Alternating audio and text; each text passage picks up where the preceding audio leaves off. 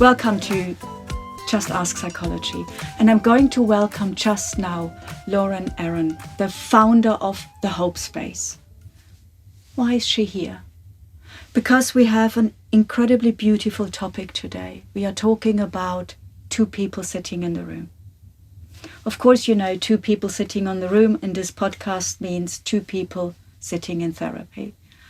And no, I do not talk about couples therapy.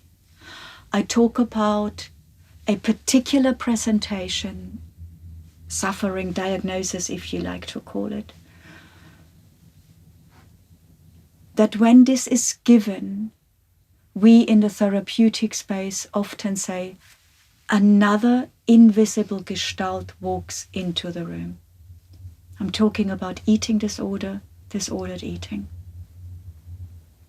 So when we as a therapist sit with people who have in vertical commas an eating disorder or disordered eating, quite often we do not work solemnly with that one voice the client, the patient brings, but we work with the other voice too, the voice of the disordered eating or eating disorder.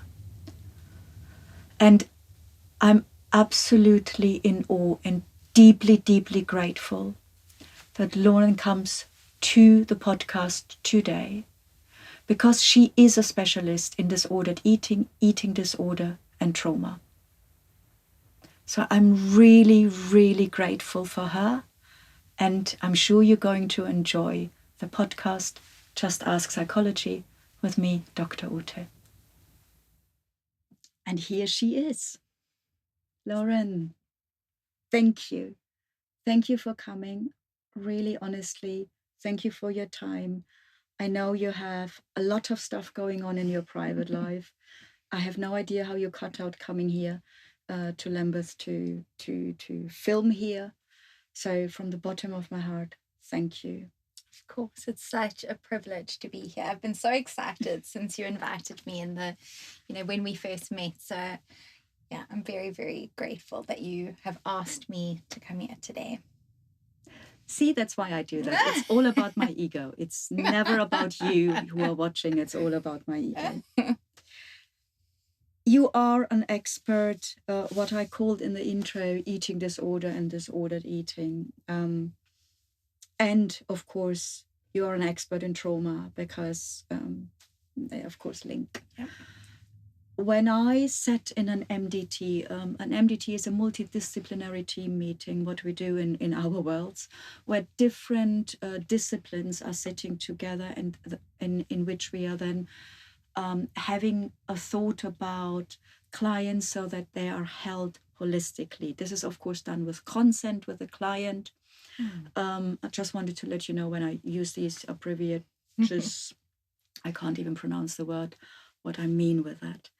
So I sat in an MDT the other day, and we had a deep thought about a particular client, and it was different therapists, different people from the medical community. And one person then said, is there a second voice in the room? Because this particular client was diagnosed with a severe eating disorder. So that was, for me personally, the first time I heard this idea of eating disorders come with a particular voice. So I read up on it and I realized I have zero understanding of it. So can you tell us a bit more about it? What it means, but also what it actually means for you. Literally probably not, but actually sitting with not one voice, but two voices in the room. And I would probably say multiple voices. Even more than two. Interesting. There's a theorist, Dr. Richard Schwartz, and he, his whole philosophy is internal family systems. And how that theory came about was he had worked with children with bulimia, and he was a family therapist. Okay. But when he started working with these clients, he started to realize they keep on talking about these different parts of self, right? I have this one part that is really punishing, and if I eat too much, it makes me want to be sick, right? And then all of these other parts that came up, and this is where this kind of concept started to come in, and probably before his time, but he has really, gone forward with this idea that there are these multiple parts of self, and they're like your protector parts. And so definitely when you're in a room with someone struggling with disordered eating or eating disorders, you will hear this language. And it's very, very interesting, because most people that you sit with and you say, but can you hear that there's a different flavor to that part of you? Yeah. They'll say, absolutely. The eating disorder voice. Yeah. Or voices. They can absolutely distinguish that from Lauren, from Uta, from themselves. I think that's really fascinating, because, guys, of course, these voices are thoughts, right? So that's not the spoken, audible voice. No. And for those of us who are not very reflective or don't do a lot of inside work, which is normal if you don't have to do it, right? We have this belief that a thought is a thought, right? Thinking is thinking, belief is a belief, full stop.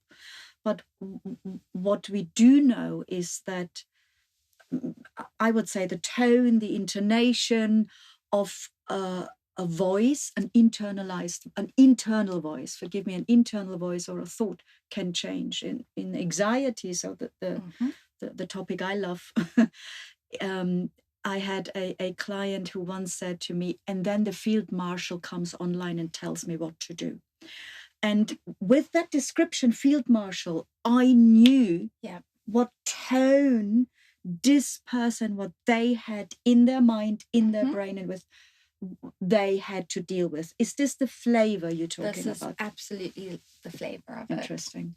Yeah. But the thing is that when it becomes quite severe, like maybe the client you're describing in the MDT, that almost becomes most of what you see in the room, right? So the healthy parts, let's say, or the adult parts of the client is like they get shrunk. Okay. And the eating disorder part takes control of everything in their lives, their relationships, how they feel about themselves, how they feel about others, what they intend to do with their day. Okay. So actually, as a therapist, noticing that part and building a relationship with it, and also helping the client understand that relationship with their own part. When does it come up? Yeah. When is it activated? Yeah. How can we befriend it? I think also a lot of therapists are like, this eating disorder is bad. Yeah, I was just wondering what language you're using, because I'm very much third wave behavioralistic and existential, of course, but it feels more you working with acknowledgement at the beginning. Acknowledgement, compassion, curiosity. Yes. When it's really loud, when that part of us is really showing up, what is actually, if we had to take a step back and witness it, what do you think was actually going on for you? What's happening for you? So would it be fair to say that when clients come to you, I mean, correct me, stop me immediately, but when clients come to you, would it be fair to say they come with this idea of fix the eating disorder? Oh my goodness, yes. And what you are proposing is get to know that what you do not want, you might even be scared of? Terrified of. How do people respond to that? Or is it a respond or is it a reaction? Both. Okay. Definitely both. And also how closely connected that eating disorder feels to that client's identity at the time, right? When people get to a place of wanting, to work through and understand why the eating disorder is playing such a significant role in their lives, when you can talk about it in parts language, that this is a part of you that's protecting you, often they do want to understand it and that it makes sense to them. Yeah. But of course, when people are suffering for so long, who wouldn't want to come to therapy and say, please fix me and make it just all go away. Yeah, But yeah. actually, often that part has been there for such a significant amount of time Yeah. that it's not that easy. Yeah. I read, again, if I talk gobbledygook, love this English word. Gosh, I love this word. Gobbledygook, I haven't heard that one. So if I do speak gobbledygook, No, go I have ahead. to say it again. Just stop me. I read that eating disorder is one of the deadliest diagnoses you can have. Mhm. Because once we jump a particular threshold, it has such a grip on you that you can't, that I don't want to say can't change, because it goes against everything I live for. Yeah. But change, the chance is getting slimmer and slimmer. And in addition, of course, the body jumps a threshold that biological, so the somatic vessel in which we are living, cannot cope with it any longer. So it is definitely known as the most deadliest disorder of all psychiatric disorders, and this really can be very high risk. I think with people that really struggle with restriction, of course, cognitively, it's our basic need to feed ourselves, to fuel ourselves. But if we're constantly pushing against that and our body just almost goes into shutdown, it's also really hard therapeutically to work with someone when their brain and the executive functioning is totally shut down. Yeah. So getting to that person and to, helping motivate them for treatment becomes significantly harder the longer they've struggled with this illness. Yeah. And then the hopelessness continues to set in, Yeah. right? And no one's going to be able to help me, because this is often what they would call then a long and enduring eating disorder, something that someone has endured for such a long time of their lives. But I don't think that it's hopeless. No. And I think that's why I created the Hope Space, Yeah. because I would never, ever want anyone to feel that, they couldn't get better. Yeah. They absolutely can, but it's knowing that this is going to take a long time. If you've had this illness for a long, all of the rules and that are become so rigid, it's kind of knowing you're in for the long run in terms of turning that around and relearning yourself and how you want to engage in the world. Yeah. And helping that part not be so protective in that way, but actually trying to give that part a different role in helping them navigate the world. Oh, that's interesting. So you redirect the life charge this particular voice has. Is this okay to say it like that? Mm-hmm. So you're redirecting this life charge onto a different project. Yeah. What is recovery? It's a really difficult one, right? This could be a whole nother podcast in itself. For some people with eating disorders in recovery, they would say, for a lot of people, they would say, I don't hear that voice at all anymore. But there is also a significant amount of people that say that voice is still there. Yeah. I'm in recovery myself. And I would say that the eating disorder voice has taken on a different role in my life. It's the one that it's like the red flag. Okay. Oh, it's like a supportive warning system, or do I go too far? It's like a friend that's saying, this is too much. You're at capacity. Slow down. Go back to basics. And when it appears, then you just know, okay, I'm on wobbly ground here. Uh-huh. And it doesn't look at all like an eating disorder. It maybe looks like the anxiety part that you spoke about with the other client, right? Yes. It's just that little, I'm burning out. Okay. And if you get more attuned with yourself in that different part, you can see it as the protective part, the part of you that is your warning flag. Yeah. Then actually it's really, really helpful in helping you stay healthy, looking after yourself, being able to have capacity for friendship, relationships, for work. Yeah. But it's all in that attunement, which people with eating disorder struggle, right, to have. So it's the learning how to listen to our body's wisdom in a different way. Tell us again how you called and how you are calling the work, the space you have created. The hope. The hope space. And what I would like to share when you say that, you know what comes up for me is I often see people who have lost the belief that they're worth to find a space in which is hope.